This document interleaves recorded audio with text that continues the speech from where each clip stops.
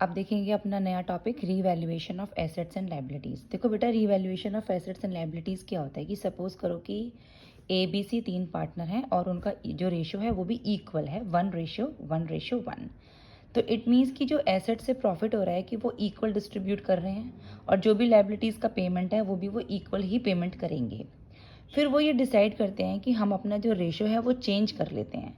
और ratio change करने के बाद क्या होता है कि सपोज करो किसी एक पार्टनर को प्रॉफिट हो रहा होता है और एक पार्टनर को लॉस हो रहा होता है, ठीक है। तो फिर वो लोग क्या करते हैं कि वो ये कहते हैं कि हम सारे एसेट्स और लायबिलिटी को रिवैल्यू करते हैं और उससे जो भी प्रॉफिट और लॉस आएगा वो हम सारे पार्टनर्स ओल्ड रेशो में डिस्ट्रीब्यूट करेंगे। अब जैसे कि हम कैसे पता करेंगे कि कब प्रॉफिट है और कब लॉस है। देखो बेटा, जब एसेट्स की वैल्यू इंक्रीज हो जाएगी और लायबिलिटी की वैल्यू डिक्रीज हो जाएगी तब तो हमें प्रॉफिट होगा, ठीक है। और जब एसेट्स की वैल्यू कम हो जाएगी और लायबिलिटी की वैल्यू ज़्यादा हो जाएगी तब हमें लॉस होगा। और इस केस में हम बनाएंगे एक नॉमिनल अकाउंट जिसको हम बोलते हैं रीवैल्यूएशन अकाउंट, ठीक है। इस रिवैल्यूएशन अकाउंट में जितने भी लॉसेस और एक्सपेंसेस हैं वो हमें डेबिट करने हैं और जितने भी इनकम और गेन्स हैं वो हमें क्रेडिट करने हैं। अब जैसे कि देखो रिवैल्यूएशन अकाउंट कैसे बनेगा। ये हमारा रिवैल्यूएशन अकाउंट है, पर्टिकुलर अमाउंट, ये डेबिट साइड, ये क्रेडिट साइड। डेबिट में हमें सारे लॉसेस लिखने हैं, देखो debit all losses and expenses, और क्रेडिट में हमें सारे गेन्स लिखने हैं, ऑल गेन्स एंड इनकम। अब देखो सबसे पहले आते हैं डेबिट साइड पे। डेबिट साइड में आएगा टू डिक्रीज इन एसेट्स, जब हमारे एसेट्स की वैल्यू डिक्रीज हुई तो हमें लॉस होगा। टू इंक्रीज इन लायबिलिटी, अगर लायबिलिटी की वैल्यू इंक्रीज हो जाती है तो हमें लॉस होगा।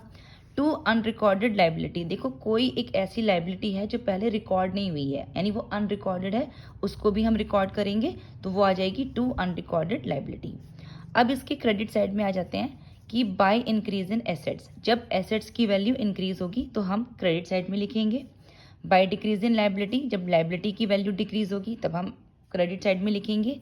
या फिर कोई एक अनरिकॉर्डेड एसेट है जो पहले रिकॉर्ड नहीं हो पाया है लेकिन अब हमें उसे रिकॉर्ड करना है, उसके बाद हम ये रीवैल्यूएशन अकाउंट क्लोज करेंगे।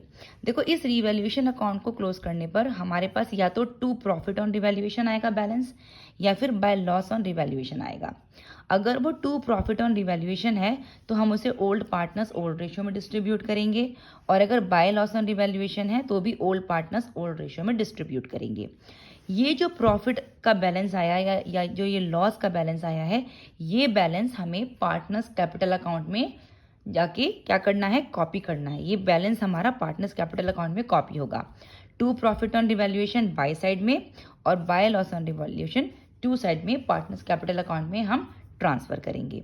अब इस क्वेश्चन को करने के हमारे एक स्टेप्स होते हैं, हम वो स्टेप्स देख लेते हैं। देखो बेटा, सबसे पहले हमें क्या करना है, steps to be brought down, कि कैपिटल बैलेंस ब्रॉट डाउन करने हैं बाय बैलेंस बीडी। जो भी क्वेश्चन में कैपिटल गिवन है वो हमें पार्टनर्स कैपिटल अकाउंट में बाय बैलेंस बीडी में लिखना है। इसके बाद जितने भी रिजर्व हैं और एक्यूमुलेटेड प्रॉफिट एंड लॉसेस हैं या फिर कोई गुडविल है जो आपको बैलेंस शीट में एसेट साइड में दिखेगी जिसे हम बोलते हैं गुडविल रिटन ऑफ, वो हमें डिस्ट्रीब्यूट करने हैं, ठीक है।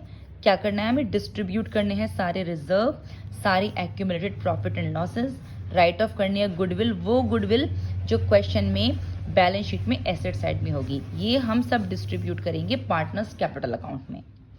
इसके बाद क्वेश्चन में नीचे हमें कुछ एडजस्टमेंट गिवन होंगी जिसमें कुछ एक तो गुडविल की एडजस्टमेंट होगी और बाकी रीवैल्यूएशन अकाउंट से रिलेटेड जो भी एडजस्टमेंट होगी फिर हम वो सारी एडजस्टमेंट करेंगे, ठीक है बेटा। तो हमारा 3 स्टेप्स में ये क्वेश्चन होगा। सबसे पहले कैपिटल ब्रॉट डाउन करनी है हमें बाय बैलेंस बीडी, सारे रिजर्व डिस्ट्रीब्यूट करने हैं, सारे accumulated profit and losses distribute करने हैं, कोई गुडविल है जिसे राइट ऑफ करना है वो हम करेंगे।